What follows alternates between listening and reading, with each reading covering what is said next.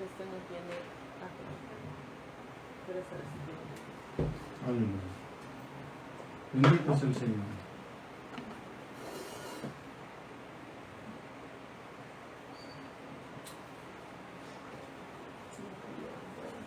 Bendito Dios, gracias Señor.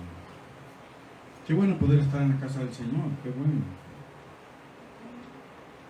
Qué bueno, y felicito su esfuerzo para estar acá.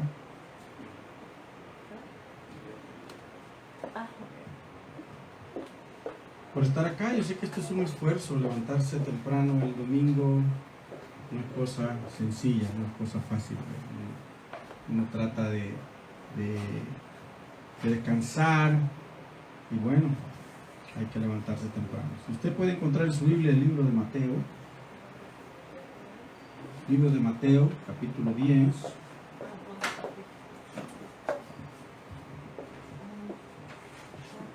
Libro de Mateo, capítulo 10.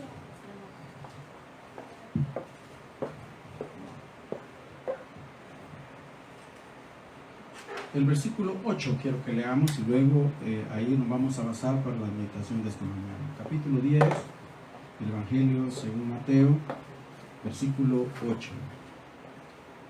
Si tiene su Biblia y ya lo encontró, póngase de pie un momentito, vamos a leer la palabra del Señor. Ahí en casa también, aunque dice que no está bien decir casita, nosotros nos regañaban, no diga casita, en su casa, usted en su casa, póngase de pie y vamos a leer la palabra del Señor. ¿Ya lo tiene? Ajá, qué bueno, ya lo vi que se puso de pie. Versículo 8, dice del Mateo 10, sanad enfermos, limpiad leprosos, resucitad muertos, echad fuera demonios, de gracia recibiste, dad de gracia. Me gusta esta parte, voy a repetirla. De gracia recibisteis, dad de gracia. Padre, gracias por tu palabra, por tu bondad, por tu amor sobre cada uno de nosotros. Úngenos con tu Espíritu Santo, Dios, que esta mañana podamos recibir todo lo que tú has preparado para nosotros. Alabamos ya al Señor, hemos orado, hemos clamado y hemos sentido la bendición tuya con nosotros. Ahora queremos sentir, Señor, tu respaldo y la unción tuya también a través de esta palabra preciosa en la que vamos a meditar hoy. Háblanos, tócanos, exhórtanos, Señor, consuélanos, que tu Espíritu glorioso se mueva en este lugar y ahí donde están mis hermanos reunidos en sus casas también, Señor, en el nombre glorioso de Jesús. Amén. Amén.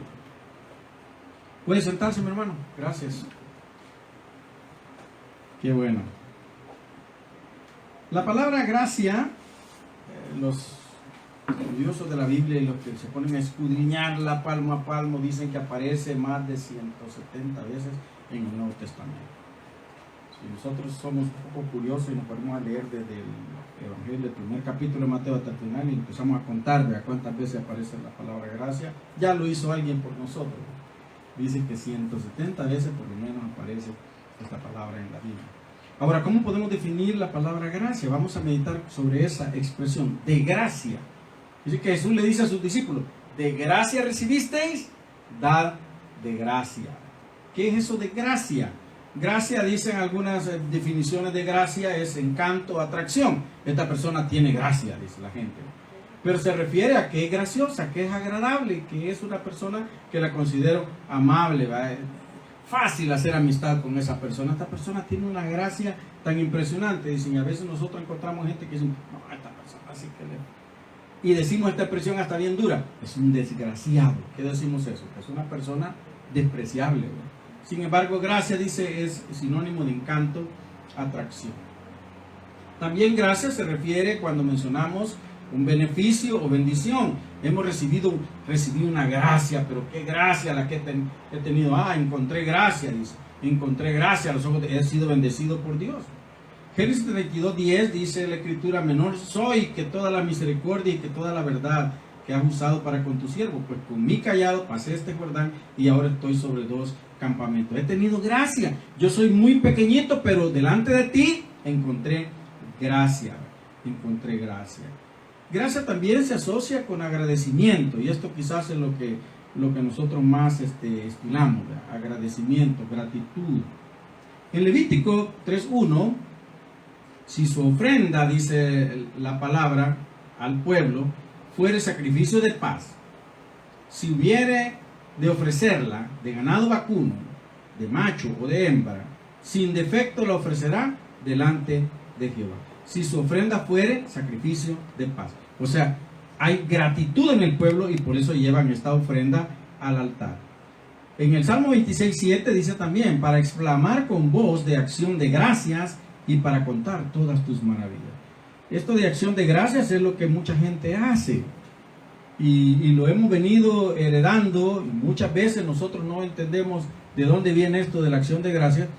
Pero que estamos agradecidos con Dios y yo quiero darle gracias a Dios y quiero compartir con mis amigos, con mi familia. En la ley se establecía que había una ofrenda que era de gratitud, no era por perdón de pecados, no era para pedirle a Dios que nos perdonara de pecados, sino que era porque yo estaba agradecido con Dios y yo convidaba a todos mis amigos, a mi familia.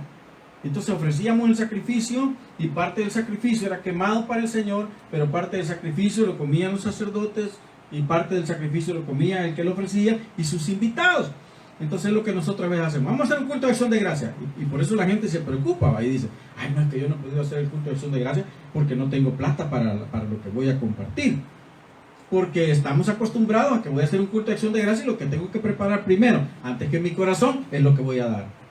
Y eso es lo que me preocupa. No tanto decirle al Señor, gracias Señor por la maravilla que tú has hecho, sino lo que yo voy a ofrecer a la gente. Y estoy más preocupado por lo que la gente pueda pensar de lo que yo doy que por lo que Dios pueda pensar de mi actitud. Pero esta era una costumbre, estaba establecido en la ley y se ha venido haciendo por generaciones, pero la actitud de gratitud debe estar en cada persona. Y cuando usted y yo hagamos una acción de gracias para el Señor, lo primordial no debe ser cuánto es lo que voy a dar, si un palomino, si un poquito de harina, si un animal vacuno tengo, pues yo lo voy a presentar con gratitud delante de Dios. El objetivo es darle gracias a Dios. Lo demás pues ya estaba paralelo a eso. Gracia de Dios. La gracia de Dios en el Antiguo Testamento la encontramos a cada instante.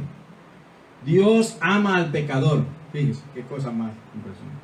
Dios ama al pecador. Y ahí es donde muchos a veces nos confundimos porque pensamos que para que Dios me continúe amando yo tengo que permanecer pecador. Tengo que ser pecador. Y entonces me agarro de aquel versículo.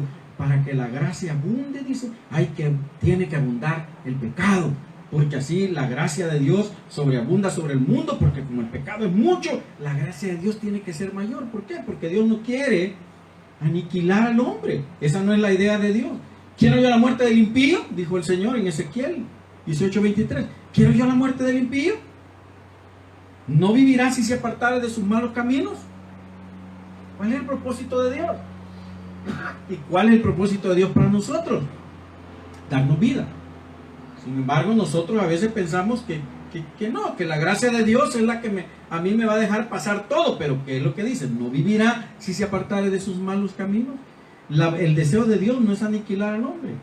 Si nos basamos en la ley, el hombre solo podía ser justificado por las obras, eso decía la ley. Y por eso los 10 mandamientos son tan tajantes. Y por eso que vino la gracia después de la ley.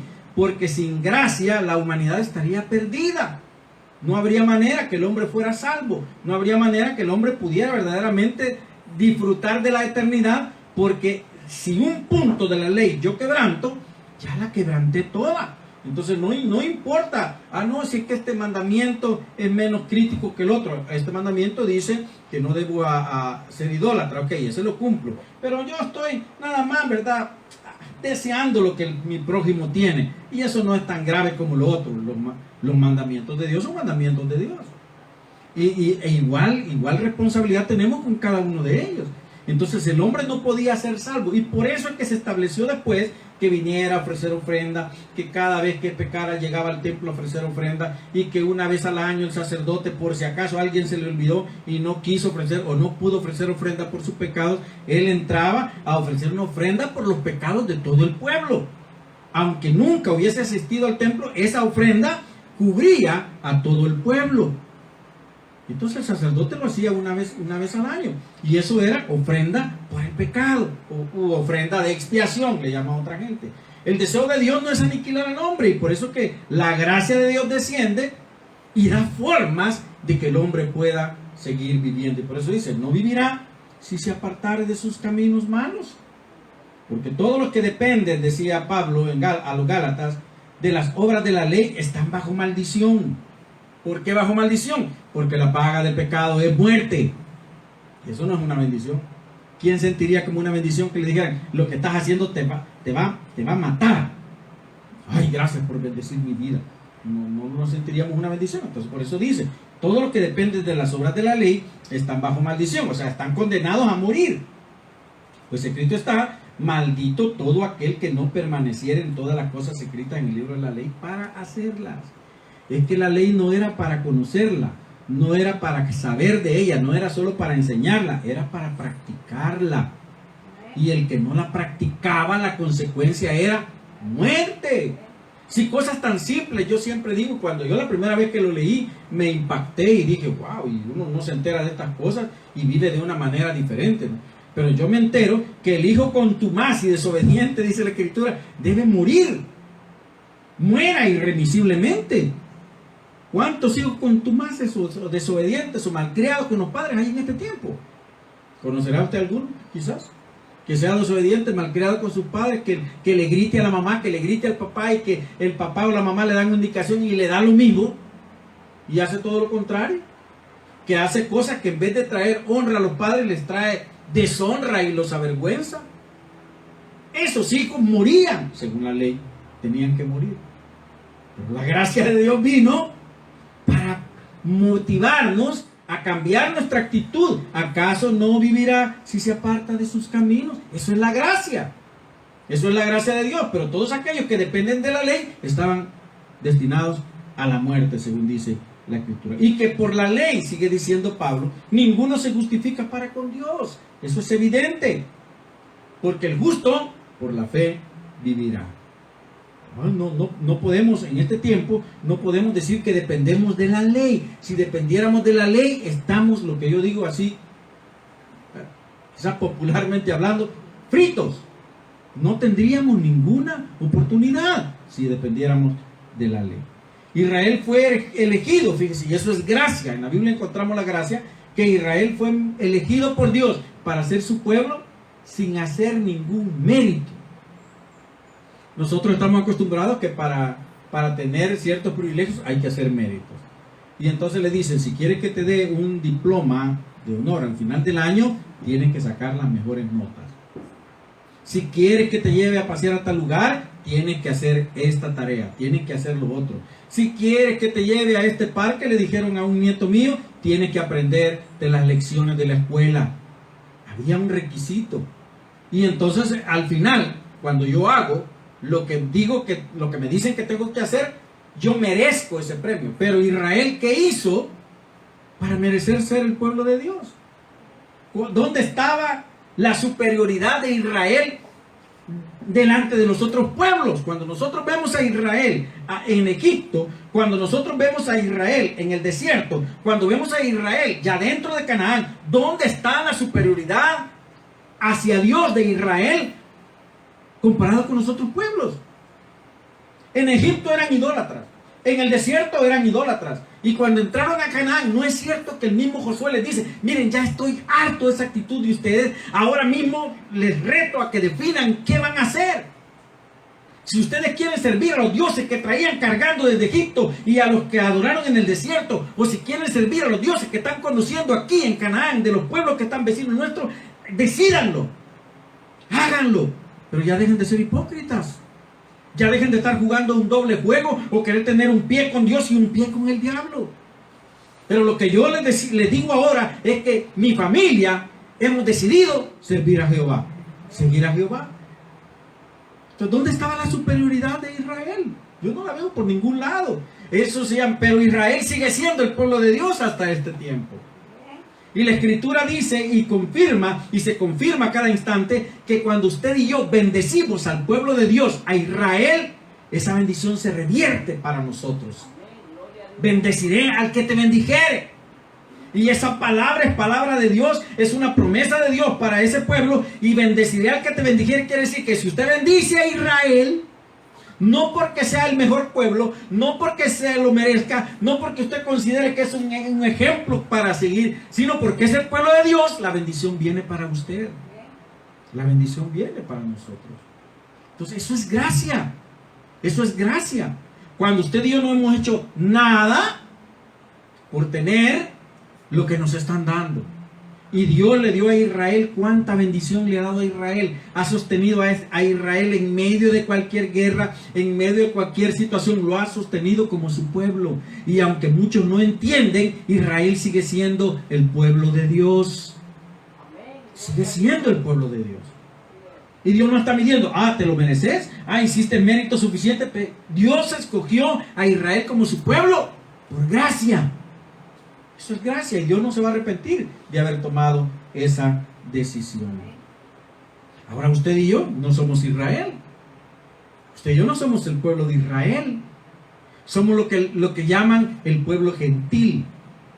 Gente que se adhirió a la fe en Jehová Dios después que adoptamos la fe en Dios después, pero que no hemos surgido, no somos genéticamente hablando parte del pueblo de Israel. Por eso que decían algunos, no, los gentiles, no, la palabra no es para los gentiles, el evangelio no es para los gentiles, decía Pedro, y era bien drástico en esto. ¿Cómo voy a compartirle esto? ¿Cómo me vas a ir? Y de repente un sueño le dice, come de todos animales impuros, considerados para los judíos impuros. ¿Cómo vas a pedir que coma de eso? Son impuros. Porque llamamos impuro lo que yo he limpiado, dice Dios. Entonces usted y yo hemos sido limpiados. ¿A través de qué? Mire, a través de qué vino la gracia para usted y para mí. Ya vimos por qué vino la gracia sobre Israel. Fue pura gracia, fue decisión de Dios y no estaba tomando en cuenta nada. ¿Cómo vino la gracia para nosotros? De la misma forma. Así que, ¿qué es lo que nosotros hemos hecho para merecer la gracia de Dios? ¿Qué es lo que hemos hecho para que Dios nos bendiga? ¿Qué es lo que usted y yo hemos hecho para que Dios nos abrace, para que Dios nos consuele y para que independientemente de la situación que vivamos, el respaldo de Dios esté con nosotros? Yo he escuchado a mucha gente que dice, vete a sus hijos. Tal vez el hijo ha sido muy querido, muy consentido, sin embargo, cuando hace algo que es considerado muy grave, le dice, vete de la casa, ya no te reconozco como mi hijo. Y en algunos casos te dicen, te voy a desheredar, te voy a quitar la herencia, pero tú ya no sigues siendo mi hijo, te desconozco como mi hijo. Y lo echan. ¿No podría hacer eso Dios con nosotros? Fuimos creados por Dios, todos, a su imagen y semejanza, todos.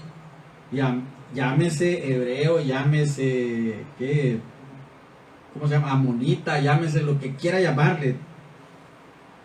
De todos los pueblos que se mencionan, todos fuimos creados por Dios, a su imagen y semejanza.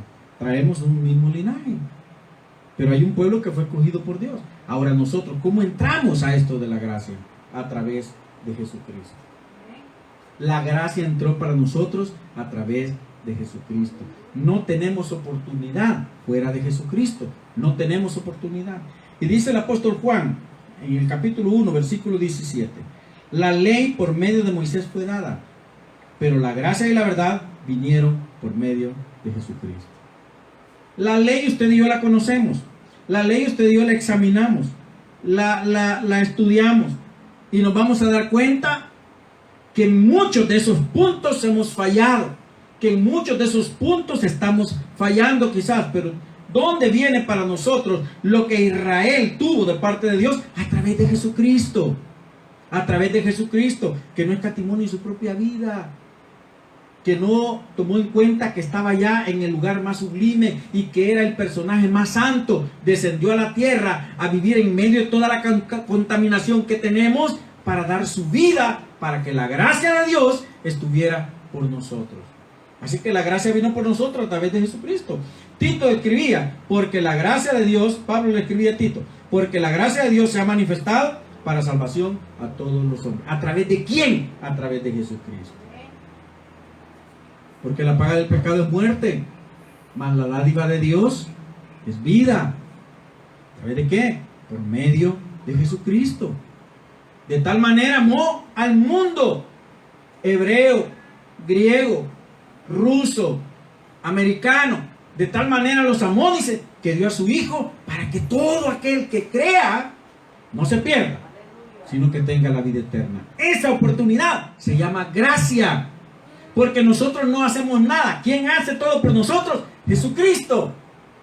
Para merecer la posición de estar quizás de buenas relaciones con Dios, deberíamos de haber muerto en la cruz nosotros, para que nuestros pecados fueran perdonados como sacrificio. Y quizás no éramos ni el sacrificio, porque era imperfecto. El sacrificio tenía que ser perfecto.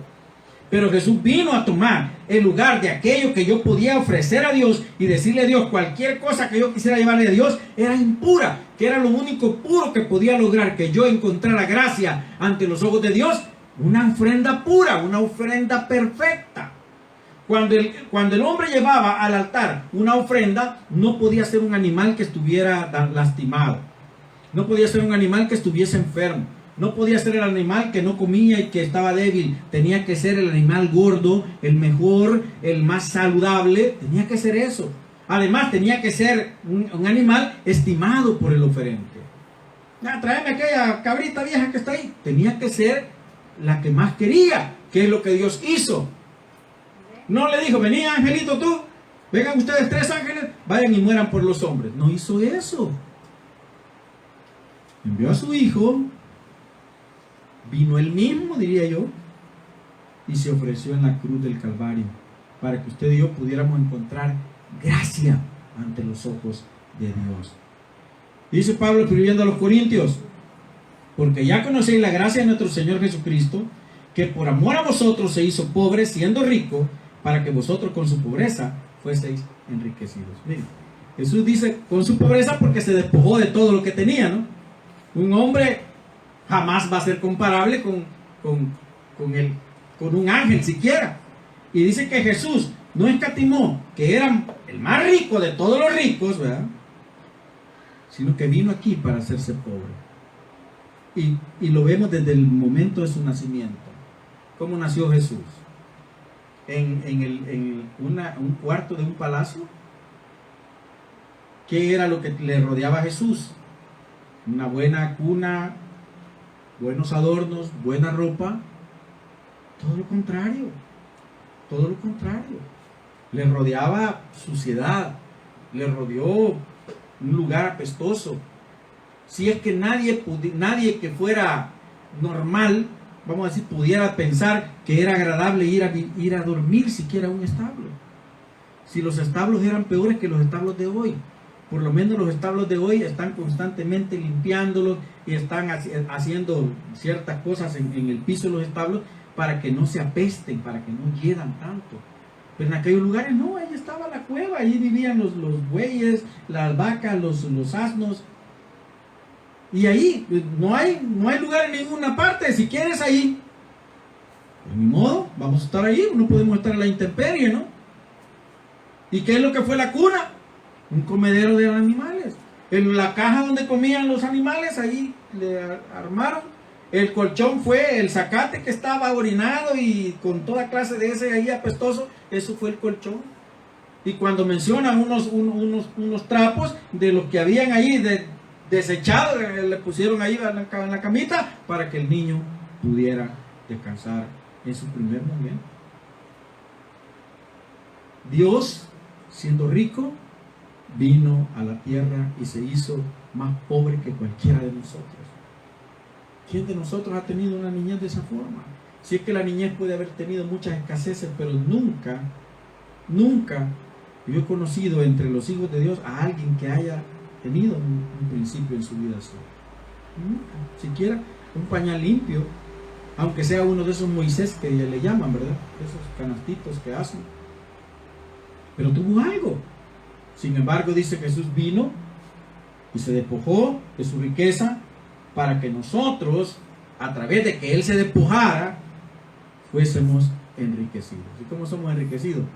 Obtenemos la gracia de Dios y por lo tanto tenemos la vida, la opción de vida. La gracia vino a nosotros no porque seamos buenas personas. La gracia no viene a nosotros porque sepamos reconocer nuestra condición y cambiar de actitud. Nosotros no éramos dueños de la gracia de Dios. La gracia de Dios era para Israel. Sin embargo, la gracia de Dios vino para nosotros también a través de Jesucristo. Ahí es donde entramos nosotros y somos privilegiados, porque aunque no le gusten a ese pueblo, que nosotros también tengamos la gracia de Dios, la tenemos porque Jesús vino a morir por cada uno de nosotros. Vino a entregar su vida para que tengamos gracia, para que recibamos la bondad de Dios, para que recibamos los beneficios de Dios, para que tengamos una apariencia agradable delante de los ojos de Dios. La gracia. Y en la fe únicamente, porque no solo hay que conocerla, hay que creerla. Es la fe la que abre nuestro corazón para que la gracia pueda ser real en nosotros. Yo puedo saber que Jesús vino a morir. ¿Y cuántos no saben que Jesús vino a morir? Pero ahora todos los que saben que Jesús vino a morir y que fue crucificado y que pasean por ahí y que hacen cualquier cosa, han abierto su corazón para que la gracia llegue a su vida. Muchos creen, incluso esas personas que creen en Jesús y que hacen muchos ritos alrededor de Jesús, muchos creen que para merecer la gracia de Dios hay que hacer cosas. Y entonces voy a hacer esta penitencia. Y entonces yo voy a cumplir esto. Y Señor, hasta muchas personas he oído decir: Señor, yo quiero este favor. Voy a hacer 7 ayunos, Dios, porque quiero que me des. Si es que a Dios no lo vamos a comprar. La gracia de Dios estamos con nosotros. ¿Qué tenemos que hacer? Es que nuestra vida esté congruente con el deseo de Dios. Sea congruente al deseo de Dios. Esté a la par del deseo de Dios. Que cumplamos lo que Dios quiere para nosotros. Yo puedo hacer 1000 cosas, pero eso no compra la bendición de Dios. Lo único que me da la gracia de Dios es creer que Jesucristo vino a morir por mí, aceptarlo en mi corazón, y la gracia se hace verdad en mi vida. Buscar el reino de Dios y su justicia, y todas las demás cosas que tú anhelas o que te hacen falta vendrán como una consecuencia, por añadidura, dice la Escritura. Siendo justificados, escribe Pablo a la iglesia en Roma, gratuitamente, por su gracia, mediante la redención que es en Cristo Jesús, el que nos ha redimido. Si el hombre perdió todo, si el hombre por el pecado perdió todo, el que nos redime, el que nos vuelve a dar lo que habíamos perdido, el que recupera lo que habíamos perdido, el que paga el precio que yo no puedo pagar, se llama Jesús. Es el único que puede hacerlo. Es el único que tiene la calidad de pureza, la calidad de ofrenda perfecta para darla, para pagar el precio que yo no puedo pagar. Yo puedo pretender ser, y hay personajes en el mundo que son grandes y muy admirados. Hay personas que yo particularmente, aunque no son personas que declaran que son personas cristianas evangélicas, yo admiro mucho. Y una de esas personas que admiro mucho es el testimonio y el trabajo de la Madre Teresa, que terminó trabajando sus últimos días en la India, en Calcuta. Esta es una mujer que entregó su vida en beneficio de la gente. Ahora, ¿eso le granjeó la gracia de Dios? No. ¿Qué es lo que trajo la gracia de Dios para ella? La muerte de Jesucristo. Eso es lo único que puede traer gracia a su vida. Ahora, si ella cree que porque lo que hizo ahora merece la entrada al cielo, se equivocó. Usted habrá oído de un personaje, Gandhi, también de allá del Oriente, un filósofo, luego religioso, hizo su vida en favor de la gente. Escribió muchas cosas buenas. Usted puede leer un libro de Gandhi y usted va a encontrar cosas buenas, conceptos muy buenos. ¿Eso le abre las puertas del cielo? No. Que lo único que le puede abrir las puertas del cielo es la muerte de Jesucristo, el sacrificio de Jesús. Ahora, si él no lo cree, porque tiene ciertos prejuicios y no lo puede aceptar, pues se quedó afuera. Es como el día que Noé le dice a la gente: señores, el diluvio viene y la única oportunidad de salvarse es subir a este barco. Están locos, si aquí jamás ha llovido, hace más de 100 años que no llueve, además estamos en el desierto. Señor, esta es la única oportunidad. Estás loco, Noé, ¿qué estás haciendo? Estás loco. Empieza a llover y dice que las puertas de la nave se cerraron. La gracia llegó a su punto final. Y los que no creyeron en la gracia que Dios estaba enviando a través de Noé y ese barco, perecieron. Igual sucede hoy. No importa lo bueno que yo sea, no importa lo que haga. La fe se prueba a través de las obras, pero la salvación no viene a través de las obras. No hay que equivocarse en eso. La fe se prueba a través de las obras. Si yo digo, creo en Jesucristo, Jesucristo es mi Señor y soy un malvado, pues mi fe se prueba a través de lo que yo hago, a través de cómo yo vivo. Pero mi salvación la obtengo a través de la sangre de Jesucristo, el sacrificio de Jesús, que es otra cosa. Dice, somos justificados gratuitamente por la gracia mediante la redención que es en Cristo Jesús. Porque por gracia sois salvos, le escribe luego a los Efesios, por medio de la fe. Y esto no de vosotros, pues es don de Dios. Ni siquiera podemos decir que el creer en Dios es una virtud nuestra, es algo que viene de Dios, que toca mi corazón y yo solamente dejo que mi corazón sea tocado. Mire, no hay cosa más linda cuando usted se acerca a una criatura, a un niño, y ese niño está llorando o está enojado y está haciendo lo que pudiéramos llamar nosotros berrinche, y usted se le acerca, lo abraza y ese niño se deja abrazar. Si ese niño se deja abrazar, el berrinche o el llanto termina en ese momento. Pero si ese niño no se deja abrazar, él sigue sufriendo de la misma manera. Pues igual, Dios viene y dice, ¿quieres creer que yo morí por ti? Estoy enojado con Dios. Dios no me bendice. Dios me ha metido en cantidades de problemas, demasiadas pruebas me está mandando. Entonces viene Dios y dice, ¿te quieres que te abrace? Y que mi gracia esté sobre tu vida. Yo he probado muchas veces y a mí es de más, he entrado aquí, he entrado al otro lado y he entrado a otra parte y he estado aquí y he compartido esto y nunca he sentido de verdad el respaldo de Dios. Bueno, pues seguirá sufriendo. Pero el día que me dijo a mí, ¿quieres que te abrace? ¿Quieres que mi gracia esté contigo? ¿Sabe lo que pasó? Se me aflojaron las piernas y mi corazón se empezó a derretir. Y no pude más que agachar mi rostro ahí donde estaba sentado. No pude ni pararme, como es la invitación que hacen normalmente. Ni pararme ahí sentado en ese pedazo de madero que decían que era banca, que era un tablón ahí que habían puesto. Sentado ahí, le dije, no sé por qué. Porque no tenía claro el concepto del pecado. A mis 22 años, 23 años, no tenía claro el concepto del pecado. Le dije, no sé por qué, pero siento que debo pedirte perdón. Y gracias por abrazarme. No hay cosa más rica que cuando yo me siento mal o siento que he dañado a alguien, que ese alguien llegue y me abrace y me diga, no importa lo que hiciste, te amo y te perdono. Y eso es lo que Dios hizo con nosotros, por gracia, por la fe. Yo tengo que creer, es que no puede ser que me haya perdonado, es que lo que yo hice fue demasiado grave, es que fue demasiado ofensivo. Por la fe es que usted y yo obtenemos la salvación. Por la fe es que entra la gracia en nuestra vida. Si yo no puedo creer que no tengo que hacer nada para merecer la gracia de Dios, entonces pasaré toda la vida tratando de comprar el favor de Dios, tratando de medir hasta dónde yo tengo que llegar para que Dios me aplauda o para que Dios me reciba. Pero dice, Él vino a dar su vida para que usted y yo no tuviéramos que hacer nada más que creer que su muerte era suficiente para perdonar mi pecado. Y eso se llama gracia. Eso se llama gracia. Y hay que creerlo. ¿Qué es lo que tengo que hacer entonces? La pregunta que yo me hago esta mañana. ¿Qué es lo que tengo que hacer para recibir la gracia de Dios? Aceptarla por la fe. Aceptarla por la fe. Usted y yo sabemos que no lo merecemos. Y los escritores de la Biblia, del Nuevo Testamento, sabían que no la merecían.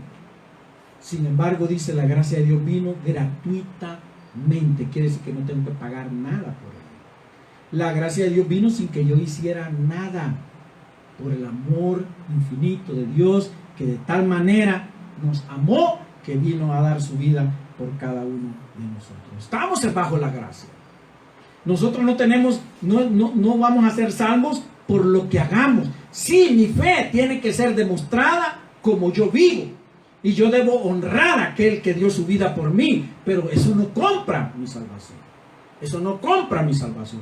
Lo que compra, lo que pagó mi salvación es la muerte de Jesucristo en la cruz de Calvario, y yo tengo que creerlo, aunque me cueste creerlo, porque a muchos les cuesta creer eso.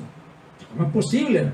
Un hombre que fue colgado y que decía la misma escritura, la misma ley, que era maldito aquel que es colgado en un madero, y ese tipo fue colgado ahí, como se hizo maldito, ¿cómo puede decir que él pagó mi salvación? Pero eso es que Jesús llevó la maldición que era mía para que yo no tuviera que pagar las consecuencias de esa maldición. Romanos 6:14 dice: no estáis bajo la ley, sino bajo la gracia de Dios. Decía un escritor, y leí esto y me gustó hace muchos años, y lo he guardado ahí porque me encanta esto: no podemos hacer nada para que Dios nos ame más o que nos ame menos. Yo no puedo hacer nada para que Dios me ame más o que me ame menos. Dios me va a amar igual. Pero una cosa es que la justicia y la santidad de Dios no están de acuerdo con el pecado. Y esa es la diferencia. Que el pecado hace que yo no pueda entrar a la presencia de Dios. El pecado será el que haga que yo no pueda entrar a la casa de Dios. El pecado será el que me haga a mí quedarme afuera. Las mujeres eran las esposas. Estaban ahí esperando al esposo para irse a celebrar las bodas. Estaban allí 10 mujeres. Estaban esperando, el esposo se tarda. ¿Y qué sucede? Se duerme. Pero cuando se oye el grito, viene el esposo, despiertan asustadas, agarran sus lámparas, que era un requisito para poder entrar a las bodas, entrar con sus lámparas, y 5 de ellas no tenían aceite suficiente. Y sabían que en el camino al sitio de la boda se les iba a terminar y sus lámparas se iban a apagar. Y cuando llegaron le dijeron: no puede entrar, no tiene lámpara. Al igual que hoy le van a decir: no puede entrar, no tiene mascarilla. Regálame, no. Si yo te doy a ti, me voy a quedar yo, y entonces ni vas a entrar tú ni voy a entrar yo. Es eso precisamente lo que nos deja fuera. El creer que como tarda mucho, yo puedo seguir viviendo de la forma que quiera. Que como tarda mucho, tendré tiempo. Yo decía cuando me hablaban de Cristo en mi juventud, me decía: miren, acepte al Señor, que miren que Cristo viene pronto. Yo vengo oyendo Cristo viene pronto desde que tenía 10 años y oía eso. Yo vengo oyendo de que Cristo viene pronto, y eso es una falacia, es una mentira, es un engaño. Y entonces seguía viviendo como yo quería. Hasta que tuve que reconocer que lo único que puede darme alegría y que podía darme paz, aunque no me consideraba un hombre echado a la perdición totalmente, pero lo único que podía hacerme sentir completo se llamaba Jesucristo. Se llamaba Jesús. Y yo no puedo hacer nada para que Dios me ame menos, porque a pesar de mi pecado, Él vino a morir en la cruz por mí. Y tampoco puedo hacer nada para que Él me ame más, porque no puede amarme más. ¿Acaso podrá haber mayor manifestación de amor que dar su vida por cada uno de nosotros? ¿De qué manera Dios puede mostrarnos más arriba del parámetro que ha puesto Dios de que me ama? Si entregar su propia vida no es el parámetro mayor que yo encuentro, no sé qué parámetro podré pedirle a Dios para que yo sepa que Él me ama. Yo no puedo hacer nada para que Él me ame más, y tampoco puedo hacer nada para que me ame menos. Lo que sí puedo hacer es vivir de acuerdo a la gracia que Dios ha derramado sobre mi vida. Y eso me garantizará que el día cuando suene la trompeta, que aquel día cuando se pase lista, yo pueda cantar ese coro que dice: a mi nombre yo feliz responderé. No abusemos entonces de la gracia de Dios, que es lo que nos pasa a algunos. A libertad fuiste llamado, dice Gálatas 5:13. Solamente que no uses la libertad como ocasión para la carne. Podríamos decir: no abusemos del amor de Dios. ¿Cuántos abusamos del amor y la paciencia de las personas? Desde niño vemos la actitud, pudiera llamarse como normal, porque ese es el contexto en el que vamos creciendo. El niño está probando la paciencia de la mamá, la paciencia del papá. No lo toques. El niño está: no lo toques. Te dije que no lo toques. Que no lo toques, te estoy diciendo. Y está, a ver, hasta que le cae la chancleteada. entiende que no debió haber tocado. Hasta que sufre las consecuencias, entiende que no. Pero para mientras prueba la paciencia. Está ahí. Y nosotros probamos la paciencia. Tengo malas las luces del carro. Está fallando, tiene un falso contacto. Pero como los policías me ven en la calle y no me dicen nada, yo sigo. Más adelante lo voy a ver cómo la mando a arreglar. Vuelvo a pasar enfrente de los policías y no me dicen nada, más adelante voy a ver cómo lo mando a arreglar. Y el día menos pensado, ¿sabe por qué lo detenemos? No, por el mal estado de sus luces. Así que aquí está su tarjeta de felicitación, tiene que pagar. Porque uno prueba. Ah, no, más adelante, más adelante, más adelante, después voy a corregir. Y cuando venimos a sentir, llegó el momento en que hay que pagar por la falta. Y eso es incómodo. Eso es incómodo. En la Escritura dice, ahí viene el crujir de dientes. Ahí viene cuando nos sentimos mal. Ahí viene la molestia, ahí viene el enojo. Cuando una persona está enojada, empieza a retorcer, a restregar los dientes. Y algunos son expertos que les rechinan de la cólera con que lo hacen. No uses tu libertad como ocasión para faltar. O sea, no pruebes la paciencia de Dios, no uses la gracia de Dios para seguir pecando. Por eso decía Pablo, ¿acaso para que la gracia abunde tenemos que permanecer en el pecado? De ninguna manera, decía. De ninguna manera tiene que ser así. Aunque la gracia de Dios abundó porque había mucha abundancia de pecado, no quiere decir que para que la gracia de Dios se multiplique, tenemos que multiplicar el pecado.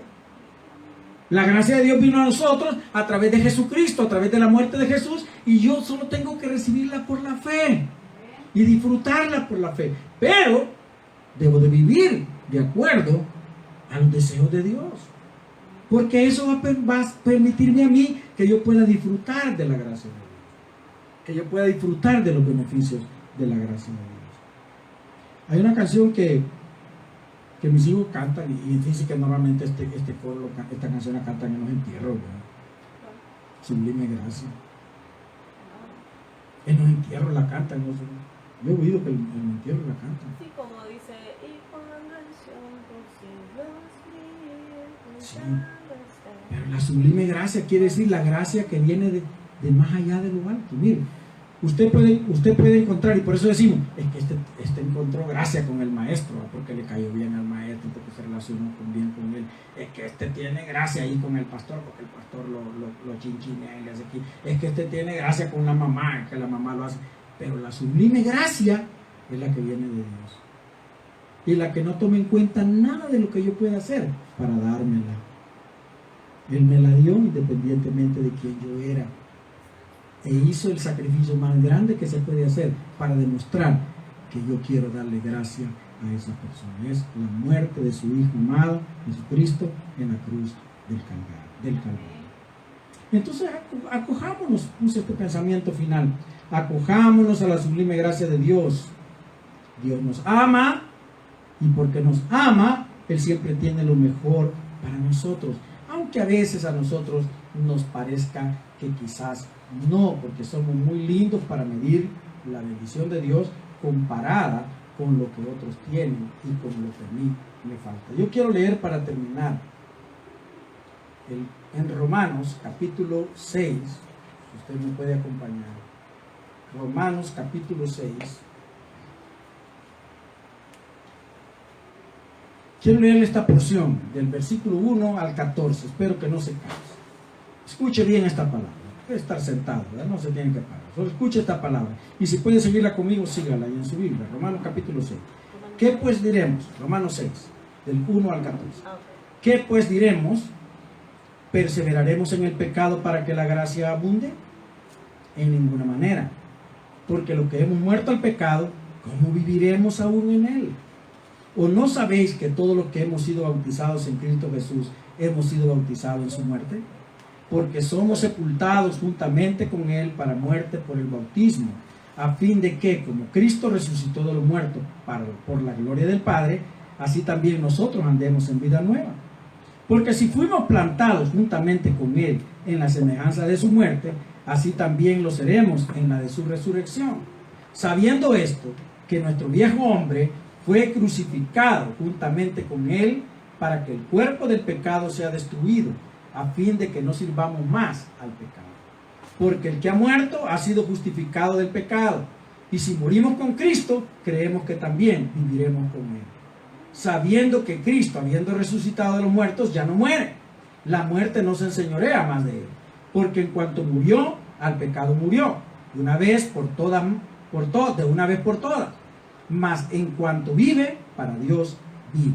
Así también vosotros, consideraos muertos al pecado, pero vivos para Dios en Cristo Jesús, Señor nuestro.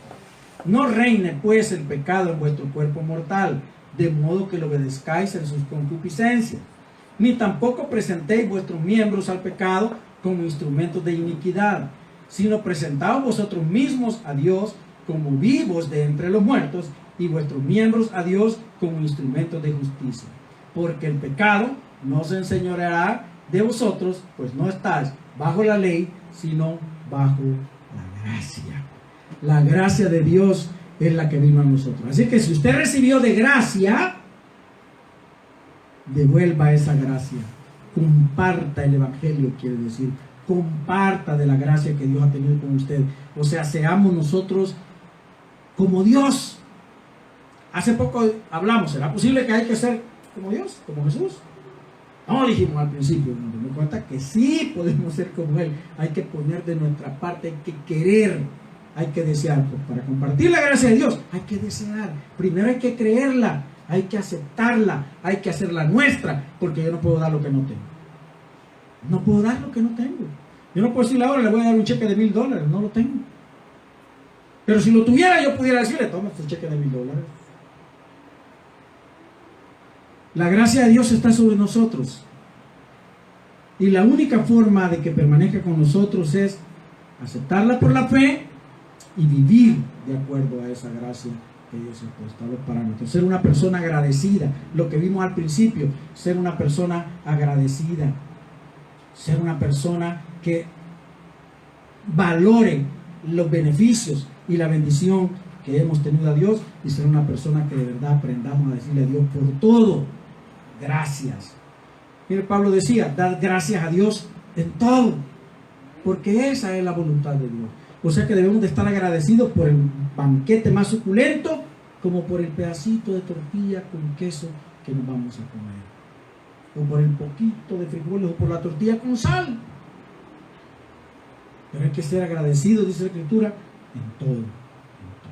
La gracia de Dios la recibimos de gracia. No hicimos nada para merecerlo. Sin embargo, Dios, porque nos amó, nos dio de su gracia para que tengamos la oportunidad de vida eterna. Amén. Padre, gracias por tu amor, por tu bondad, Señor Jesús. Hemos visto esta mañana que la gracia tuya está sobre nosotros y somos inmerecedores de ella, Señor. Pero tu sangre, tu muerte, la entrega tuya en la cruz del Calvario, nos dio esa gracia preciosa que hoy nos presenta delante del Padre, justificados, limpios, sin culpa, sin tacha. Ayúdanos a vivir de acuerdo a esa gracia, Señor. No queremos ser, el ejemplo lo tenemos en las Escrituras de muchos que recibieron tu gracia y no vivieron, Señor, agradecidos por haberla recibido. Siguieron sus vidas, sus estilos de vida malos delante de ti. Ayúdanos, Señor Jesús, a agradecer esa oportunidad que tú nos brindas y que nuestro estilo de vida sea diferente cada día, más cercano a lo que tú quieres, Señor, hasta que llegue aquel día en que estemos contigo y seamos perfectos. Gracias por haber muerto en la cruz del Calvario por nosotros. Gracias por haber entregado tu vida sin que te lo pidiéramos siquiera y sin que muchos te lo agradeciéramos. Tú lo hiciste, Señor. Sencillamente porque fue la manifestación gloriosa de tu amor hacia esta humanidad perdida, Dios. Ayúdanos a vivir en esa gracia, a apreciar esa gracia, a valorarla y a vivir, Señor, de acuerdo a lo que tú esperas de cada uno de nosotros. En el nombre glorioso de Jesús te bendecimos, te honramos. Amén y amén. Que Dios lo bendiga, mi hermano. Recuerde, la gracia inmerecida de Dios está sobre nosotros. Y eso es, como dice aquel anuncio, no tiene precio. No tiene precio. Que Dios lo bendiga abundantemente.